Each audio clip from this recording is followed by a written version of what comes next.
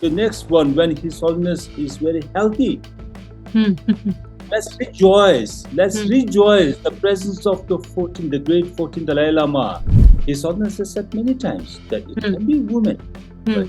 So this is as per the wishes of the Tibetan people. Many countries have already, many parliaments have already made resolutions, part of resolutions. Even the US has also had the acts, right, and the resolutions, right, on the reincarnation of His Holiness. Right. So far, the world remains silent on the cause of Tibet. 4 days ahead of his 90th birthday, Tibetan spiritual guru Dalai Lama on Wednesday stated that the institution of Dalai Lama will continue putting to rest the uncertainty over whether he will have a successor after his death or not. Right now, I'm joined by Tenzin Lekshay, who is the spokesperson for CTA. Sir, thank you so much for speaking to Indian Express. First, I would like to ask from you is for the benefit of our viewers and the people, what is the process going to be like? See, before we go to the process, because His Holiness is coming to 90, we are all in the mood of celebration. Yes. To celebrate His Holiness' life and legacy, right? And His Holiness right now is right. His health is fine, right? And his radiance of love and compassion has spread all over the world, right? And so many thousands and millions of people has been blessed by His Holiness. And His Holiness right now, the good thing is that today in his statement, His Holiness has affirmed the continuation of the Dalai Lama institution. That's a very good news. But somehow we have to also understand that the present 14th Dalai Lama, right, who is supposed to be 90, right, has also said that he will live for 113 years. That means we have 20 more years, right, of his love and peace and compassion. So therefore, let's not be hurry in doing the process of the reincarnation when His Holiness is alive, and also spreading the words of wisdoms and love and compassion, right? So right now, His Holiness in today's statement, right, as His Holiness stated in 2011, the most important thing right now is for the world to understand, even to the Chinese, is that the sole legitimacy and the authority of choosing the reincarnation of the Dalai Lama rests upon His Holiness, nobody else. And His Holiness has entrusted to his responsibility to the Contemporary Trust, which is the office of His Holiness the Dalai Lama. Right. So therefore, in today's state, what His Holiness has also mentioned is that the Contemporary Trust, who has been entrusted with this responsibility, will consult with the High Lamas of the Tibetan traditions and also oath-bound protectors which are linked with the reincarnation of the previous Dalai Lamas, right, as per the traditions, past traditions. So this is simply a Buddhist traditions, a Tibetan Buddhist traditions, which we have been doing for the last so many centuries. So what is the yes, yeah, tell me. yes. So what is the trust going to do? What is the trust going to do? See, the trust will listen to His Holiness because His Holiness is still alive, right? Why should we be so hurry when the next one, when His Holiness is very healthy? Let's rejoice. Let's rejoice the presence of the great 14th Dalai Lama, right, who has been spreading love and compassion and all these things, not just to the Tibetan people, but to the whole humanity, right? The people around all over the world, right, revered and love His Holiness, right? So if you look at this today's statement, even the Chinese from China has appealed to His Holiness that institutions remain, right? So how wonderful it it means to us, right? Because earlier His Holiness belongs to Tibetan people, right? Now everybody who respects and love and follow His Holiness has repeatedly for over years, but over many years, right, for His Holiness to live long and then to continue the institution of the Dalai Lama, right? So it's a time to rejoice. One thing is a time to rejoice the presence of the great 14th Dalai Lama. Sir, but can we say that the next pick may be born outside China and maybe it's a woman? Can I say that?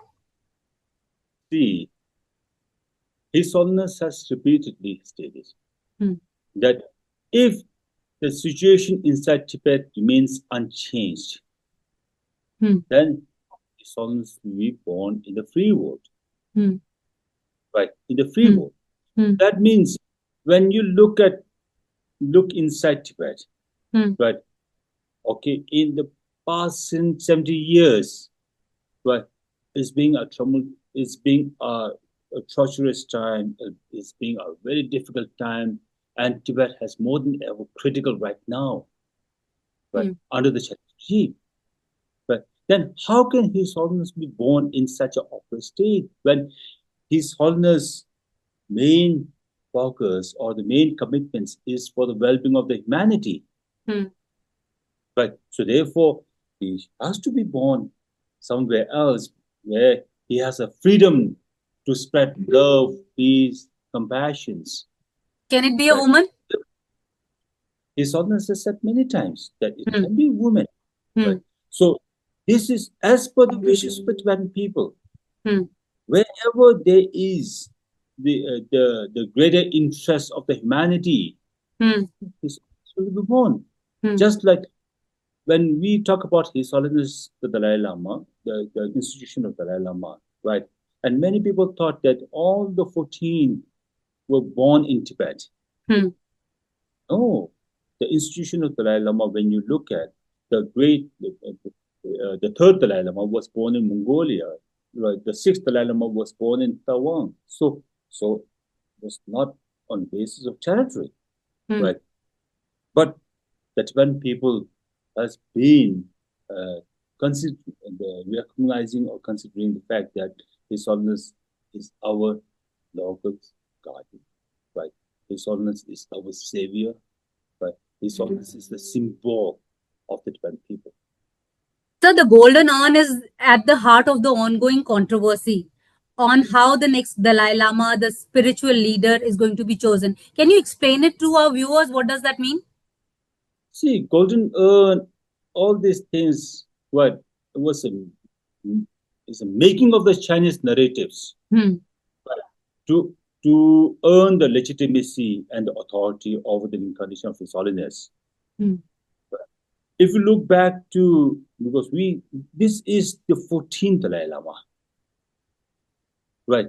So among the 14, right, only one, right, has been recognized through the golden urn, with the use of the golden urn, right? Others, if you look at the present Dalai Lama, when he was born, the golden urn was not used. If you look at his predecessor, the great 13, right, the golden urn was not used. If you go back to the great 5th Dalai Lama's time, right, the great 5th, the golden urn was not used. So golden urn was a creation of the Chinese narrative, right? And as a matter of fact now, who is China and the regime? The regime, when His Holiness visited China in 1954, Mao Zedong told His Holiness that religion is poison. When they themselves had a thinking, right, that religion is something that they should get away, right? And not just they being non-believer or the atheist, but they were the oppressor. They were the destroyer of the faith and the religion. Over the last 70 years of Chinese occupation of Tibet, 6,000 monasteries were being destroyed. Right? Monks and nuns were being tortured, killed, incarcerated. Right? And even now, right? When we talk about His Holiness reincarnation, even now, when China said that, okay, we have the authority to recognize, look at what's happening inside Tibet. Those monks and nuns and Tibetans who are in possess of a photo of His Holiness were being imprisoned, right? Then how can they legitimate their authority? No. Absolutely. Right. So my next question was that only. So, What are the concerns Tibetans face in Tibet regarding this issue? see, the Tibetans are being suppressed. Hmm. They do not have the voice. They are being marginalized. China, all through this, their rule over Tibet, right? It was under the iron grip, right? So therefore, when you look at His Holiness, when you read His Holiness' latest autobiography, Voice for the Voiceless, the majority of the Tibetans who are living inside Tibet, right, were voiceless, right? So therefore, I think for China, right, they think that they have the authority to determine everything. They will have the legitimacy, right? They don't have a historical authority. They don't have any authority on the Buddhist traditions. But since they do not belong to the Buddhist traditions, how can they be the one to decide upon the fate of others? No way. But so therefore, I think we are not concerned because this golden urn itself is not a controversy. It's just a creation of China, not in comfort of the Tibetan Buddhist traditions, but rather it is only as a tool to be used for their political interests. So what are the Right. expectations of CTA from India and its allies? What are your expectations? See, many countries had already, many parliaments have already made resolutions, part of resolutions. Even the US has also had the acts, right, and the resolutions, right, on the reincarnation of His Holiness, right. So far, the world remains silent on the cause of Tibet, right, on His Holiness. But our cause and these traditions are all based on truth and values, right, and it should be the one that the whole world should come up and speak about. The truth cannot be buried. The truth has to be come out and speak about, and then tell the Chinese regime that what they have been doing was wrong, right? And they should comply with the value of truth, justice, equality, right? Which they are not doing, right? So therefore, for the future, as His Holiness envisaged, the future should be of peace, love, right? So everybody should be responsible, which includes China, right? So let's all come together and teach China what values are all about, right? And interestingly, now inside China, there are more and more Chinese people who are reintroduced to the Buddhism, and that's a good, positive things which is developing inside China, right? So therefore, I think futures are bright, and for this incarnation of His Holiness, I would again reiterate that the sole legitimate authority on this incarnation of His Holiness rested upon His Holiness the Dalai Lama, the present one, and he has entrusted it to Gandapada Trust, which is the office of Dalai Lama. Nobody else. Absolutely. And what are your expectations, as you mentioned, US? So what are the expectations of CTA and Tibetans from the United Nations and United States of America? See, the truth has to prevail. Right. Ultimately, because how small you might be, the Tibetan, because we've been victimized for so long, right? And we've been seeking justice, we've been seeking the truth, right? If truth cannot prevail at this time, when will it prevail? Right? So therefore, I think this is a moment for the whole world to let the truth prevail and let the future be right, beneficial to all. Right. So they see CTA when we. That's what His Holiness said. right, on his reincarnation, if the Tibetan situation remains unchanged, right, now we've been consistently, right, talking to the Chinese, right, that the Tibetan Sino-Tibetan conflict has to be resolved. The aspiration for 6 or 7 million Tibetans has to be fulfilled. But so far, over the last 60, 70 years, what China has been doing is to fulfill their aspirations, whether they are not complying or they are not looking into the aspirations of the Tibetan people. So therefore, I think the best thing what they should do, China, right? The urgent thing that China need to do right now is not to manipulate the history, not to rewrite everything for their political convenience, right? But to seek justice, to seek truth, right? And then let the Tibetan people, right, uh, fulfill their own desiring aspirations, right? So this is what we forward to. So last question. So it's happy birthday, Dalai Lama. So what is the scale of celebrations be going to be like? We are all, see, this is a very important moment for us. Right? We are honoring His Holiness for his lifelong legacies, right, and his contributions, not just to the Tibetan, but to the whole world.